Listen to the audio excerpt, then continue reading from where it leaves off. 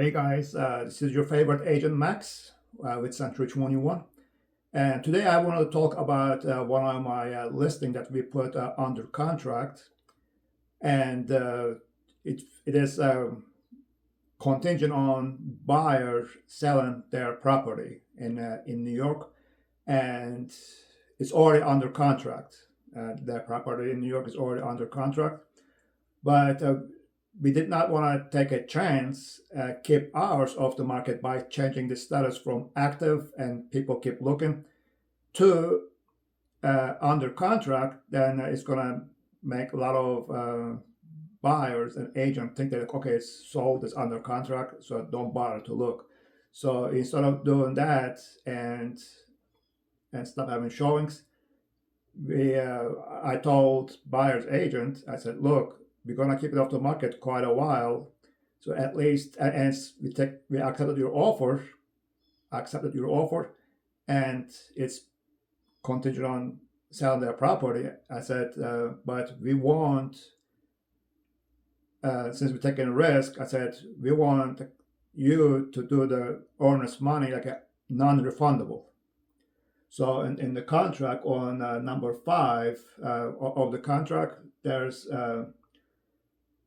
a paragraph over there is about earnest money, like how much, like the amount of earnest money, and if it's going to be like when it's due, and if it's going to be cash, check, or wire, and who is going to hold those, like if attorney going to hold and which attorney going to hold. So it's over there. So anyway, we wanted to add an addendum to that contract and make it like a more like a professional, and also both buyer and the seller feel comfortable with that. So I'm just gonna read you directly from that addendum we did, just to give you idea. So in the future, if you make a mistake and not hire me, so you may have this thing going on, so at least you can show it to your agent or tell it to your agent. All right, in the addendum we did put, I'm going to read directly from there. It's as a modification of section 5 of the contract. Section 5 is the earnest money about. The earnest money deposit shall be on non-refundable, shall be like a non-refundable in the event the contract does not close, unless the transaction fails to close due to default of or delay by the seller.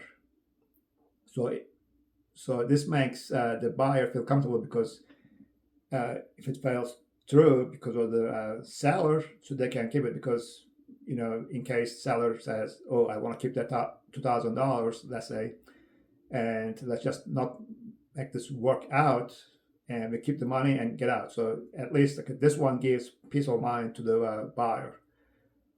Okay, default, delay by the seller. If this transaction fails to close for any reason other than default or delay by the seller, the non-refundable earnest money deposit shall be released to the seller, and buyer agrees to execute all documents necessary to effectuate the release of the funds to the seller. All other terms of Section 5 of the contract and all other terms of the contract remain in full force and effect. So this is the wording over there. So this kind of good for both buyer and seller to feel comfortable, so they won't back out, or even if they back out, it can decide who's going to keep the earnest money. But add this to your contract, or add this to the addendum, so it can work, so you won't waste, let's say, a month and a half or so of showings. So then it's gonna cost you money, like holding costs, with the HOA dues and other stuff, like 45 days. So at least it can worth your time, and you can cover those expenses in case the buyer backs out or the sale contingency doesn't work out. So you can use this. But any other question, let me know. Max from Century 21, 843-957-7323. Talk to you later. Any questions, call me.